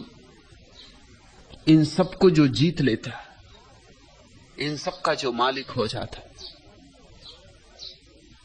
वही उस बड़े मालिक से मिलने का हकदार है। मालिक बनो छोटे तो बड़े मालिक से मिल सकोगे। उतनी पात्रता अर्जित करनी चाहिए। मालिक से मिलने के लिए कुछ तो मालिक जैसे हो जाओ, साहब से मिलने के लिए कुछ तो साहब जैसे हो जाओ, कुछ तो प्रभुता तुम्हारे भीतर हो, तो प्रभु के द्वार पर तुम्हारा स्वागत हो सके। राज थापिया राम का, नगर बसा भरपूर। अपने भीतर तो राम का राज स्थापित करो। अभी तो काम का राज है तुम्हारे भीतर, राम का राज स्थापित करो। अभी तो तुम्हारे भीतर कामना ही कामनाएं और खींचे लिए जाती, और तुम बंधे कैदी की तरह घसटते हो। काम से घिरा हुआ चित्त सारा गौरव खो देता है, सारी गरिमा खो देता है। लेकिन ध्यान रहे कि काम हो कि क्रोध हो कि लोभ हो कि मोह हो, इन्हें मार नहीं डालना है, इन्हें रूपांतरित करना है।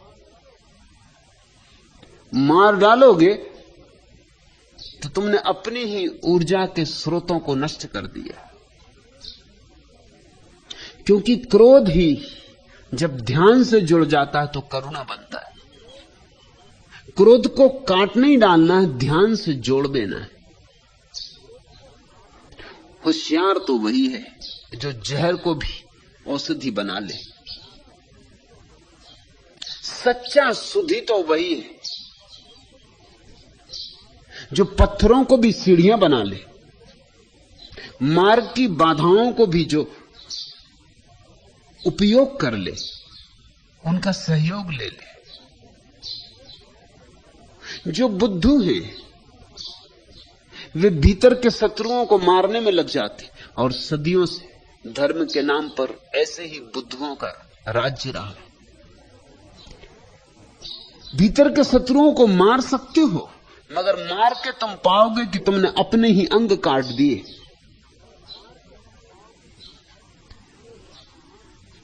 बाइबल कहती है कि जो हाथ तुम्हारा चोरी करे उस हाथ को काट दो। ये तो ठीक, लेकिन यही हाथ दान दे सकता था, अब दान कैसे दोगे? और जो आंख बुरा देखे वो आंख फोड़ दो, ठीक, लेकिन यही आंख तो इस जगत में परमात्मा को देखती, अब परमात्मा को कैसे देखोगे? और आंख तो तटस्थ है, आंख ना तो कहती है बुरा देखो ना कहती भला देखो। आंख तो सिर्फ देखने की सुविधा है, तुम जो देखना चाहते हो वही देखो। अगर परमात्मा देखना चाहते हो तो आंख परमात्मा को देखने का साधन बन जाती। इसलिए मैं इस तरह की कहानियों को सहमति नहीं देता। कहानी है कि सूरदास ने अपनी आंखें फोड़ ली।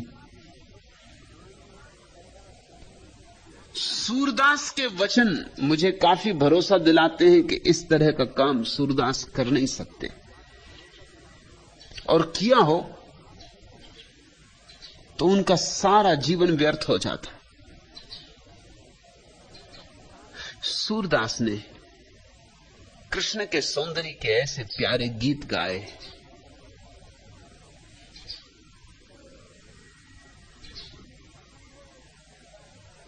ये असंभव है कि सूरदास ने अपनी आंखें फोड़ ली हो, इसलिए क्योंकि आंखें वासना में ले जाती। आंखें वासना में ले भी नहीं जाती किसी को। सूरदास जैसे व्यक्ति को तो बात समझ में आ ही गई होगी, आंखें कहीं वासना में ले जाती। वासना भीतर होती तो आंखें वासना का साधन बन जाती, और प्रार्थना भीतर हो तो आंखें प्रार्थना का साधन बन जाती। तुम्हारे हाथ में तलवार है, इससे तुम चाहो किसी की जान ले लो, और चाहे किसी की जान ली जा रही हो तो बचा लो। तलवार तटस्थ है, सारी इंद्रियां तटस्थ है। इन्हीं कानों से उपनिषद सुने जाते हैं, इन्हीं आंखों से सुबह उगता सूरज देखा जाता है, इन्हीं आंखों से चोर खजाने खोजता है दूसरों के, इन्हीं आंखों से लोगों ने अपने भीतर के खजाने खोज लिए। सब तुम पर निर्भर है। तो भीतर के शत्रुओं को जीतना तो जरूर है, मारना नहीं। मार ही दिया तो फिर जीत क्या? मारे हुए पर जीत का कोई अर्थ होता है? एक चाय घर में लोग गपशप में लगे हैं, एक सैनिक युद्ध से लौटा है, वो बड़ी बहादुरी हाँक रहा है। वो कह रहा है कि मैंने एक दिन में 50 सिर काटे, ढेर लगा दिया सिरों का। मुल्ला नसरुद्दीन बहुत देर से सुन रहा है। उसने कहा ये कुछ भी नहीं, मैं भी युद्ध में गया था अपनी जवानी में, एक दिन में मैंने 1000 आदमियों के पैर काट दिए थे। सैनिक ने कहा, पैर कभी सुना नहीं, ये भी कोई बात है? सिर काटे जाते हैं, पैर नहीं। मुल्ला ने कहा, मैं क्या करता, सिर तो कोई पहले ही काट चुका था।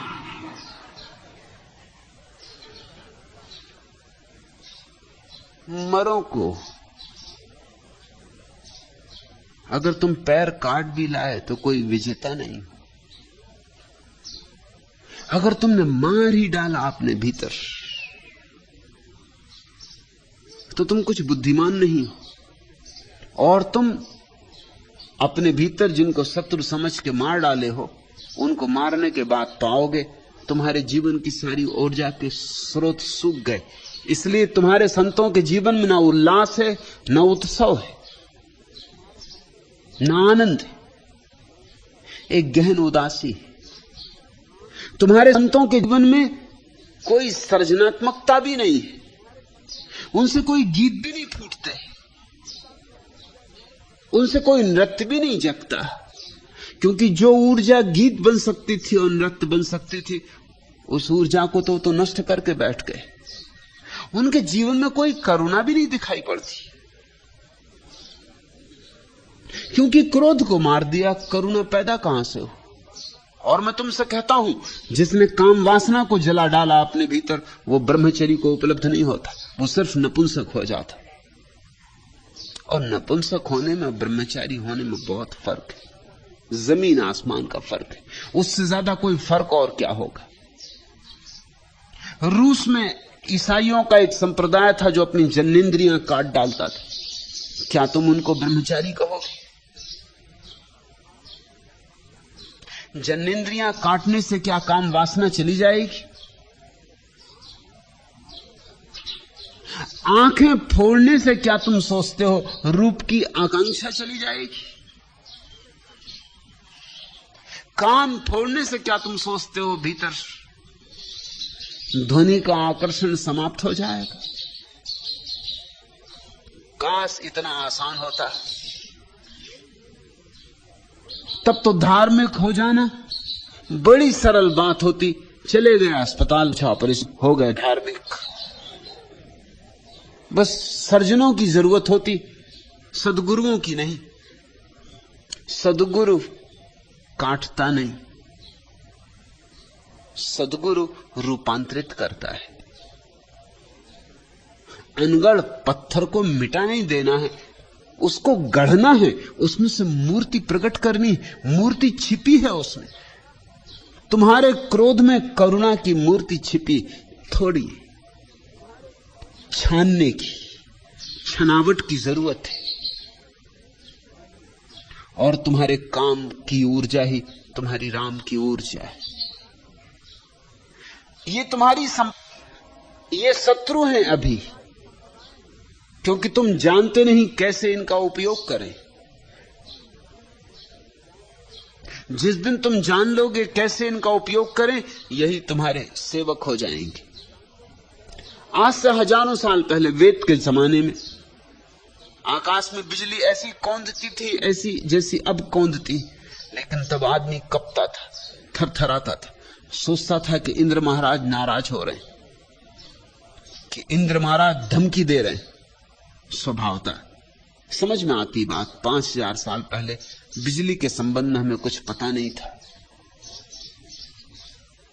और जब बिजली आकाश में कड़कती होगी, घबराहट होती होगी, कोई व्याख्या चाहिए, तो एक ही व्याख्या मालूम होती थी कि इंद्रधनुष, जैसे कि इंद्र ने अपने धनुष पर बाण चढ़ाया हो, नाराज है इंद्र, कुछ भूल हो गई हमसे। लोग घुटनों पर गिर पड़ते होंगे और प्रार्थना करते होंगे। अब कोई बिजली की प्रार्थना नहीं करता। अब भी बिजली चमकती, मगर तुम घुटनों पर गिर के प्रार्थना नहीं करते। अब तुम भली भांति जानते हो कि बिजली क्या है। अब तो बिजली तुम्हारे घर में सेवा कर रही। बटन दबाओ और कह रही हुजूर आज्ञा, बटन दबाओ पंखा चले, बटन दबाओ बिजली चले, बटन दबाओ रेडियो चले, बटन दबाओ टेलीविजन शुरू हो जाए। अब तो बिजली तुम्हारे घर की दासी। अब आकाश की बिजली को तुम इंद्रधनुष का या इंद्र का क्रोध और कोप नहीं मानते। अब तो बात खत्म हो गई। अब तो ये कहानियां बच्चों को पढ़ाने योग्य हो गई। अब तो बच्चे भी इन पे भरोसे ना करेंगे।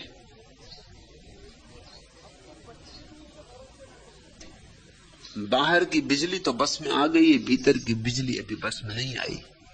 भीतर की बिजली का नाम काम वासना है। वो जीवंत विद्युत है। अब तक के धार्मिक लोग उससे डरे रहे, घबराए रहे, कपते रहे। उनके कंपन से कुछ फायदा नहीं हुआ है और उनकी घबराहट से बहुत नुकसान हुआ है। जो जानते हैं वे तो कहेंगे इस भीतर की विद्युत को भी बदला जा सकता है, ये भी तुम्हारी सेविका हो सकती। जब काम वासना तुम्हारी सेवा में रत हो जाती तो ब्रह्मचर्य। जब तक कौन मालिक, इससे सब निर्भर होता है। काम वासना को काट डालो। काटना बहुत आसान है, बहुत आसान है। तुम अजित सरस्वती के पास जा सकते हो। बड़ा आसान है काम वासना को काट डालना। तुम्हारी जनेंद्रियां काटी जा सकती हैं। तुम्हारे शरीर के भीतर हार्मोन, जिनसे कि कोई पुरुष होता है कोई स्त्री होता है, वे हार्मोन निकाले जा सकते हैं, नए हार्मोन डाले जा सकते हैं। तुम्हें बिल्कुल काम वासना से रिक्त किया जा सकता है। मगर तुम ये मत सोचना कि इस भीतर दरिया की तरह आनंद की लहरें उठने लगेंगी, कि मीरा की तरह तुम नाच उठोगे। कुछ भी नहीं। इससे तुम एक कोने में बिल्कुल सुस्त होकर बैठ जाओगे। तुम्हारा जीवन एक महा उदासी से गिर जाएगा। तुम्हारी जिंदगी अमावस की रात होगी, पूर्णिमा का चांद नहीं। तुम सिर्फ उदास और सुस्त हो जाओगे। तुम मुर्दा हो जाओगे। और तुम इस बात को भली भांति जानते हो। न जानते हो तो गांव के किसान से पूछ लेना। आखिर सांड में और बैल में फर्क क्या है? क्या बैल को तुम ब्रह्मचारी समझते हो? दरिद्र बैल। मगर किसानों ने हजारों साल से ये तरकीब निकाल ली कि अगर सांड को बधिया कर दो तो ही बैलगाड़ी में जोत सकते हो, गुलाम बना सकते हो। कमजोर हो जाता है, दीनहीन हो जाता है। सांड को जरा जोड़ के देखो बैलगाड़ी में, न तुम बचोगे न बैलगाड़ी बचेगी। किसी गड्ढे में पड़े, हड्डियां तुम्हारी टूट चुकी होंगी, बैलगाड़ी के अस्थिपंजर बिखर चुके होंगे, और सांड जाके शंकर जी के किसी मंदिर में विश्राम कर रहा हो। बैलों की तरह उसे जो तो तुम बैलगाड़ी में, चाहे हल बख्तर में, जो चाहो करो। मनुष्य दीन हो जाता है अगर काम वासना को काट दिया जाए, क्रोध को अगर काट दिया जाए, लोभ को अगर काट दिया जाए, तो बहुत दीन हो जाता है। उस दीनता की तुमने बहुत पूजा की। मैं तुम्हें याद दिलाना चाहता हूं, बंद करो अब ये पूजा। दीन मनुष्य के दिन गए, अब महिमाशाली मनुष्य के दिन आने दो।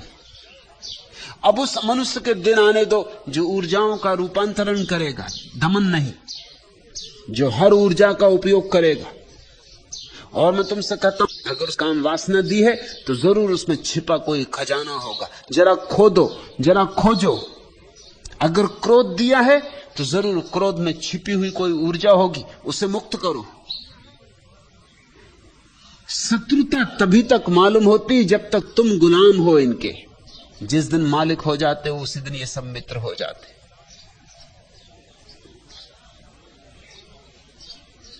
दरिया सांचा सूरमा,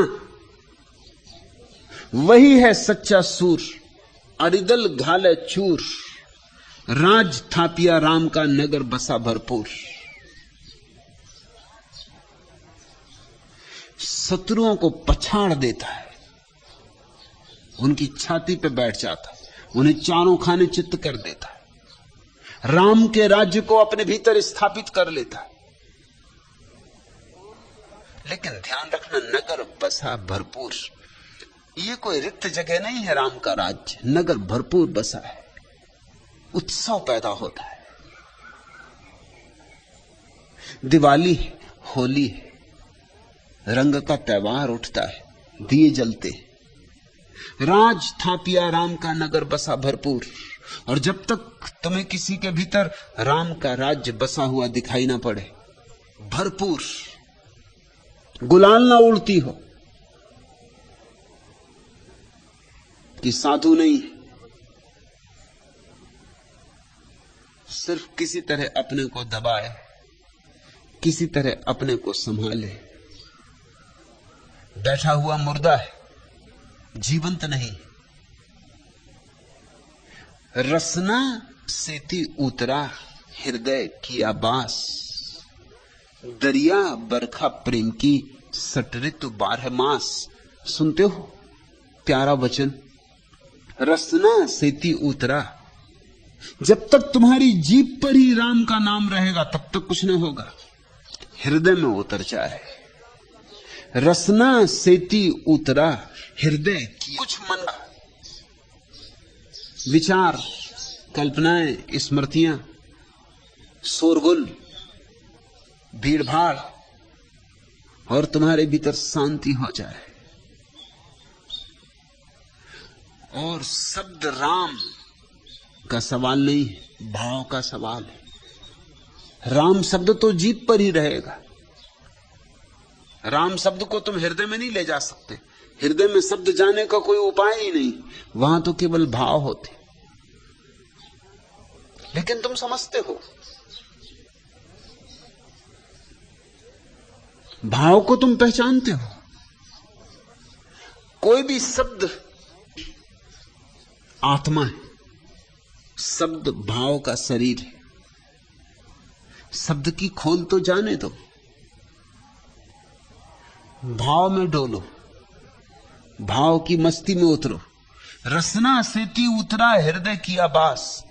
और जब भी तुम्हारे हृदय में भाव की तरंग उठने लगेगी, वह चमत्कार घटेगा। दरिया बरखा प्रेम की, कि प्रेम की वर्षा हो जाएगी तुम्हारे ऊपर, होती ही रहेगी, फिर बंद नहीं होने वाली। सट ऋतु 12 मास, 6 ऋतुओं में 12 महीने वर्षा होती ही रहेगी, फिर ऐसा नहीं और खो गए। फिर आषाढ़ ही आषाढ़ है, फिर ये प्रेम की वर्षा होती ही रहती। लेकिन क्या तुम्हें तुम्हारे संतों में प्रेम की ऐसी वर्षा होती हुई मालूम पड़ती है?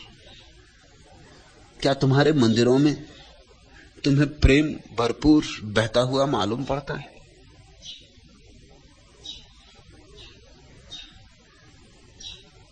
प्रेम से रिक्त तुम्हारे मंदिर, प्रेम से शून्य तुम्हारे चर्च, तुम्हारे गिरजे, तुम्हारी मस्जिदें, तुम्हारे गुरुद्वारे, प्रेम से रिक्त तुम्हारे साधु संत।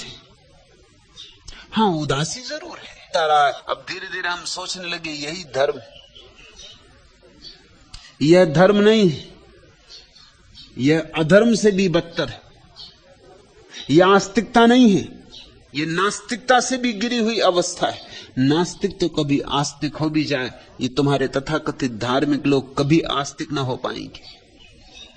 इन्होंने तो जीवन को बिल्कुल गलत दृष्टि से ही पकड़ लिया है। इनका परमात्मा जीवन के विरोध में। परमात्मा कहीं जीवन के विरोध में हो सकता है? परमात्मा तो जीवन का रचनाकार है। ये तो उसी का गीत है, उसी की कविता है, ये तो उसी ने रंगा है चित्र। चित्रकार कहीं फिर नाची क्यों? दरिया बरखा प्रेम की सट ऋतु 12 मास, फिर तो प्रेम की वर्षा होगी, उत्सव होगा। सावन गिरेगा और जाएगा नहीं। झर झर झर बरसे करुणा घन, सर सर सर सिहरे तृण तरुतन। झर झर झर बरसे करुणा घन, नाद निरत अति ध्वनित गगन मन। अवनी मृदंग घोर सुनुन मन, हरित भरित नित चिन्मय चेतन।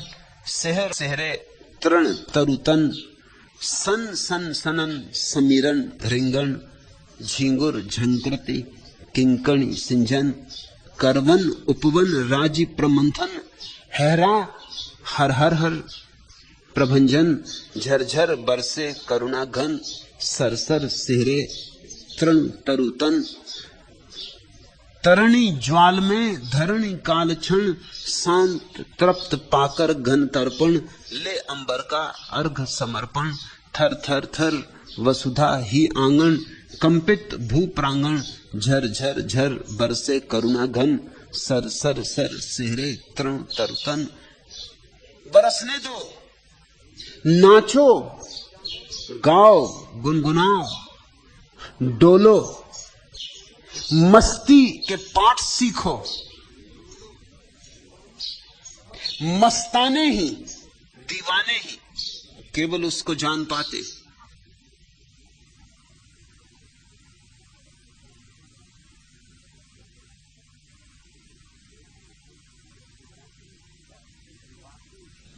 बाकी उसकी बात उठे प्रेम की ज्यों सावन बरखा घन। अगर एक बार मन जुड़ जाए, एक बार तुम्हारा हृदय और राम से जुड़ जाए, लहरें उठे प्रेम की, तो तुमसे प्रेम बहेगा। ज्यों सावन बरखा घन, जैसे सावन में वर्षा होती ऐसी। लेकिन धर्म के नाम पर एक से एक झूठ चल रहे। धर्म के नाम पर प्रेम का विरोध चलता है। धर्म के नाम पर जीवन में कुछ भी हरा ना रह जाए, इसकी चेष्टा चलती। सब सूख साख जाए, पहुंच जाए, उसका भाव तुम्हारे हृदय में आ जाता है। हुआ ज्ञान प्रकाश, वैसे ही ज्ञान का प्रकाश हो उठता है। हौद भरा जहां प्रेम का, और जहां प्रेम का सरोवर भरा है, तह लेत हिलोरा दास। फिर तो हिलोर ही हिलोर है, फिर तो मस्ती ही मस्ती है। परमात्मा जब आता है तो तुम्हें शराबी की तरह मदमस्त कर जाता है। अमी झरत विकसत कमल, उस परम दशा में, उस अंतरदशा में अमृत झरता है और कमल खिलते। अमी झरत विकसत कमल, उपजत अनुभव ज्ञान। और तभी तुम जानना कि ज्ञान का जन्म हुआ। जब ज्ञान मत समझ लेना। जन दरिया उस देश का भिन्न भिन्न करत बखान। यद्यपि उस परम देश की बात अलग अलग लोगों ने अलग अलग ढंग से कही है, मगर वो देश एक ही है। बुद्ध अपने ढंग से कहते और जरथुस्त्र अपने ढंग से कहते और चैतन्य अपने ढंग से कहते। मैं उसे अपने ढंग से कह रहा हूं और तुम्हें जिस दिन अनुभव होगा तुम उसे अपने ढंग से कहोगे। ये ढंगों के भेद है, मगर वह अनुभव एक है, अभिव्यक्तियां अनेक हैं।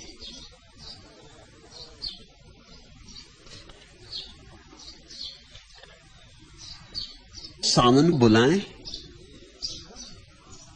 प्रथम आषाढ़ी झाड़ी है, चलो भीगे। पालकी ऋतु की खड़ी है, चलो भीगे। ग्रह मुहूर्त चौघड़ी देखे बिना ही, यह मिलन की शुभ घड़ी है, चलो भीगे। पी पुकारे प्राण पपीहा और तुमको, घरू कामों की पड़ी है, चलो भीगे।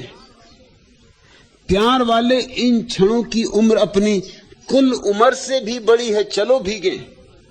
लाज की चलती मगर संकोच की यह, तोड़ दो जो हथकड़ी है, चलो भीगे। यदि हम ही समझे न ये संकेत गीले, आग पर सबनम मढ़ी है, चलो भीगे। भीगने का निमंत्रण, यही संन्यास का निमंत्रण। सन्यास का द्वार केवल उनके लिए खुला है जो भीगने को राजी है। लेकिन लोग छोटी छोटी चीजों को बचा रहे हैं। लोग साधारण वर्षा में भी कभी भीगते नहीं।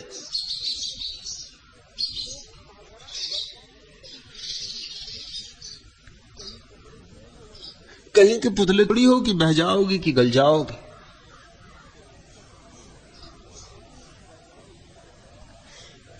लेकिन साधारण वर्षा में भी लोग छाता लेके चलते। कुछ लोग तो छाता सदैव लिए रहते, पता नहीं कब वर्षा हो जाए। मुल्ला नसरुद्दीन छाता लेके बाजार से गुजर रहा था। वर्षा होने लगी मगर उसने छाता न खोला। दो चार लोगों ने देखा, उन्होंने कहा कि नसरुद्दीन छाता क्यों नहीं खोलते। नसरुद्दीन ने कहा कि छाते में छेद ही छेद। तो लोगों ने पूछा फिर छाता लेके चले ही क्यों। तो उसने कहा कि मैंने सोचा कौन जाने रास्ते लेके चल रहे हो, तुम सुरक्षा का इंतजाम करके चल रहे हो। यहां मेरे पास भी लोग आ जाते तो मैं देखता हूं छाता लगाए बैठे हो और सुन रहे। हालांकि सौभाग्य से उनके छातों में कभी कभी कुछ छेद होते और थोड़ी बूंदाबांदी उन पर हो जाती, उनके बावजूद हो जाती, मगर छाता लगाए रहते। भीतर के छाते छोड़ने होंगे। हिंदू, मुसलमान, ईसाई, बौद्ध, जैन, ये सब छाते, ये सब सुरक्षाएं हैं शब्दों की आड़ में छिपाने के उपाय। इन सब की होली जला दो। बौद्ध बनाओ ना हिंदू और ना मुसलमान। परमात्मा ने तो तुम्हें बस खालिस आदमी बनाया। एक बार वैसे ही हो जाओ जैसा परमात्मा ने बनाया, तो उससे संबंध जुड़ना आसान हो जाए और तभी तुम ये निमंत्रण स्वीकार कर सकोगे। प्रथम आषाढ़ी झड़ी है, चलो भीगे। पालकी ऋतु की खड़ी है, चलो भीगे। और तुम मत पूछो कि मुहूर्त, कोई मुहूर्त की नहीं पड़ी है। सारी घड़ियां उसकी हैं, हर घड़ी मुहूर्त है। ग्रह मुहूर्त चौघड़ी देखे बिना ही यह मिलन की शुभ घड़ी है, चलो भीगे। तुम जाके जोशियों को अपनी जन्म पत्री मत दिखलाओ।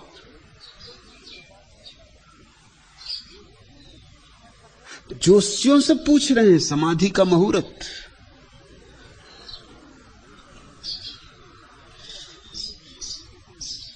तुमने समाधि को कोई रेस कोर्स का घोड़ा समझा?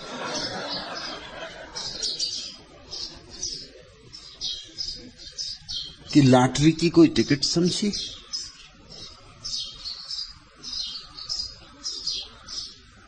खूब होशियार हैं लोग, बचने के कैसे कैसे उपाय खोजते। मेरे पास लोग आते हैं, वो कहते सन्यास तो लेना है लेकिन शुभ घड़ी में लेंगे। कौन सी शुभ घड़ी? और तो कोई भी नहीं। ग्रह मुहूर्त चौगड़ी देखे बिना ही यह मिलन की शुभ घड़ी है, चलो भीगे। प्यार वाले इन क्षणों की उम्र अपनी कुल उम्र से भी बड़ी है, चलो भीगे। एक क्षण भी उसके प्रेम में भीगने का तुम्हें अवसर आ जाए तो तुम्हारी सारी हजारों हजारों जिंदगियों की लंबाई व्यर्थ हो गई। उसके प्रेम का एक क्षण भी शाश्वत है। वर्षों जीने का कोई अर्थ नहीं, एक क्षण उसके प्रेम में जी लेना पर्याप्त है। सारे जीवन की अनंत अनंत जीवन की तृप्ति हो जाती। लाज की चलती वर्षा हो तो एक सुनसान रास्ते पर विश्वविद्यालय के मैं वर्षा में भीगने के लिए जाता था। फिर धीरे धीरे एक और पागल आदमी मेरे साथ राजी हो गया। उस रास्ते पर जो आखिरी बंगला था वो विश्वविद्यालय के फिजिक्स के प्रोफेसर का बंगला था। वहीं जाके रास्ता समाप्त हो जाता था। तो उसी रास्ते के समाप्ति पर बड़े वृक्ष के नीचे बैठकर हम दोनों भीगते थे। प्रोफेसर की पत्नी और बच्चे बड़ी दया खाते होंगे। और जब निमंत्रण गया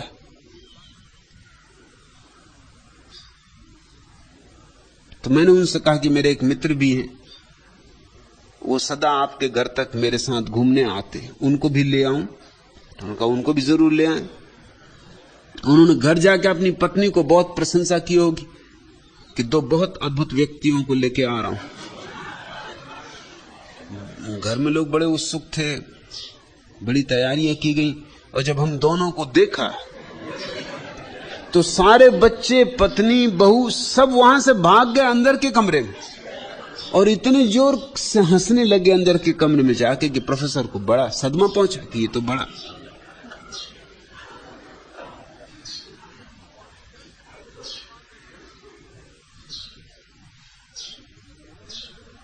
बाहर ही भीगने से लोग डर गए, तो भीतर तो भीगने की बात ही कहां उठती।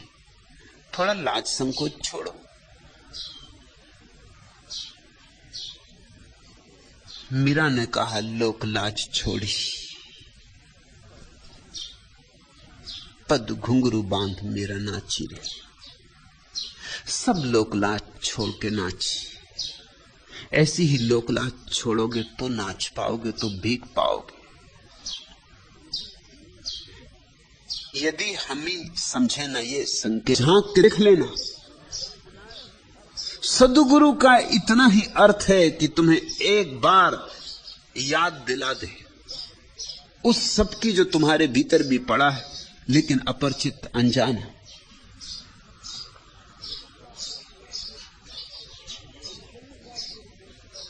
कंचन का गिर देखकर लोभी भया उदास। बड़ी अद्भुत बात दरिया ने कही। दरिया कहते हैं तुम लोभ इत्यादि की फिक्र मत करो, मैं तुम्हें भीतर उस जगह ले चलता हूं, कंचन का गिरी देखकर, जहां तुम सोने के हिमालय देखोगे, वहां तुम्हारा लोभ ही उदास हो जाएगा अपने आप, ये देख के कि जितना मैं मांगता था। फिर कैसा लोभ, लोभ खुद उदास होके बैठ जाएगा। कंचन का गिर देखकर लोभी भया उदास, जन दरिया थाके बनिज, पूरी मन की आस।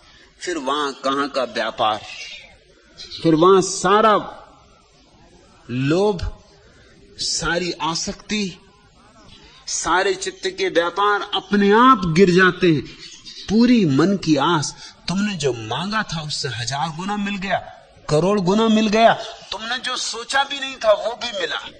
तुम जिसकी कल्पना भी नहीं कर सकते थे, सपने भी नहीं देख सकते थे, वही भी मिला।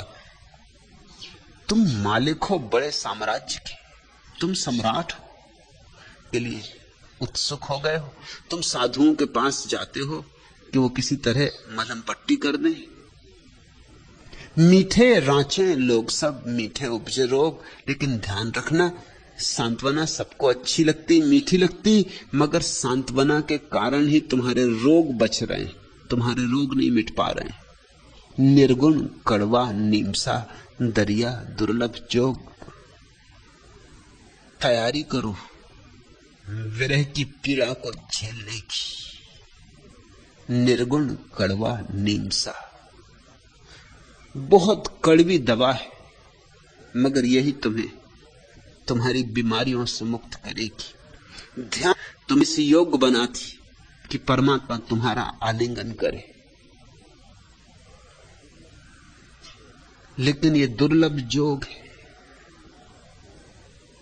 अगर तुम में साहस हो और समझ हो तो ही यह क्रांतिकारी घटना घट सकती है। और ऐसा नहीं कि तुम में साहस और समझ नहीं, सिर्फ अवसर दो साहस और समझ को मिलने का। संभालो साहस और समझ को साथ साथ, और तुम्हारे जीवन में भी वह परम सौभाग्य का क्षण आ सकता है। अमी झरत विकसत कमल, खिल सकता है कमल, अमृत भी झर सकता है। सच तो यह है, कमल खिला ही हुआ है, अमृत झरी रहा है। अपनी तरफ लौटो, आंख भीतर की तरफ उल्टाओ, भीतर सुनो, भीतर गुनो, आज इतना।